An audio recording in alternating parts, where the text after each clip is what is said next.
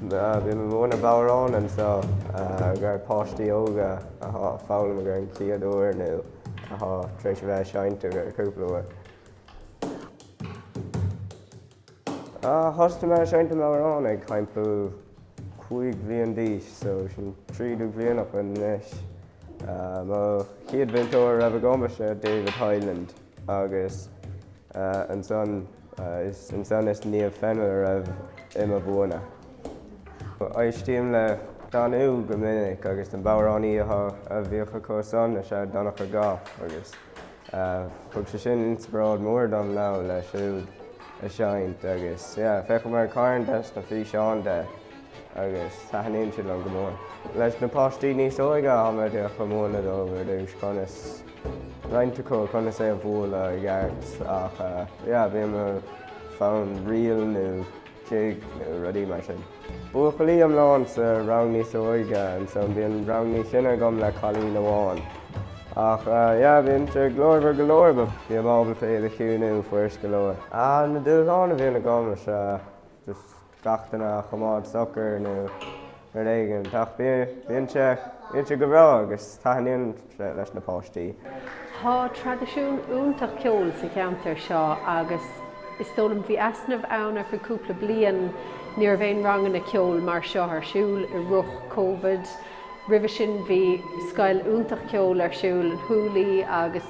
chuig mo fáiste hain ann bhí sé arrás ar fad agus tha me anna hásta go bhfuil an tradiisiún sin ach mád suasanis as na páistí níos óige a tacht suasanis mar na Ceoltóirí nua. Tá gá rán a tharlaíonn iníige chéile an sá agus an chiad rán is dócha haimpel 5 bliain a d'aois go dtí 8 nó 9 bliain a d'aois. So is tólam bhfuil se anna háchtach iad a gáilt nuair thoisiad ag is anna óg agus gur féidir sais na bonscinnena a bhuana dómh den uirlis. Agus an son rán iireachtaí níos dacra dos na páistí beidir 9 nó 10 raig go dtí 5 agus dócha. So tólam bhfuil se anna háchtach iad a gáilt ag gachís. Tá roind páistí agus is féidir dheiscin bhfuil ceoil sa mala a cog go láidir beidir ceoltóir mar thuaismthóir nó go bhfuil siad tréis freastal ar ranganna hena agus léimeann siad chun ceang nuair tha ranganna rialta mar seo arsúil sa cheantar léimeann siad chun ceang agus bíonn se go háling é sin na dheiscin.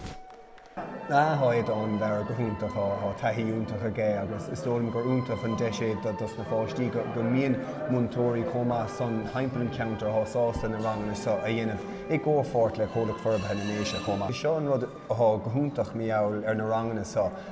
mar is óilúing uirlisí ceoil costasach, ranganna costasach ach leis an takeíocht ó chomhlach forbartha is tólam go daríonn sé bhfad níos mú páistí isteach sa scéim seo. Rud go húntaach don cheantar agus dar nódas na páistí óga. Ní heaghann sin na uirlisí ceoil ar fáil ach is tócha níotí costasach is míon na gná ranganna ceoil a bhíonna dangar bháin nó éonrad mar son agus is tólam go sin fíorthábhachtach go bhfuil siad ag fálam trí bheán na Gaeilge agus sa cheantar hain go mádann siad na páistí sa cheantar agus bheithan sa síomh sa meánscoil sanna clás cumá bhfuil na ranganna ar siúlann sa is tólam go rodúntaach é go chainge sa teimplach Gaeilge a teimplach Gaelach agus crothíonn sé sin a ríist an saim sa cheol agus a bhhéling. Níos sa scoil seo ach sa seanna scoil sa bheánscoil nuair a bhína seanna hárántaí á chana going agus fanin na hárántaí san leat agus bíonn tú brodúil go háirthe céúir a banis nó aon céúir a bhína go chuin na hárántaí san fósta go agus go féidir leat iad a chana amach ó sáir agus le a cháirde. Os tócha na seanna ceang na cean gná cean na chuige dá theán, gráinne, fáil ó bhringil óchail na hárántaí san ar fad gur cainní nuair bhí marna a chanin ar dégóirí agus fós á chana sa látá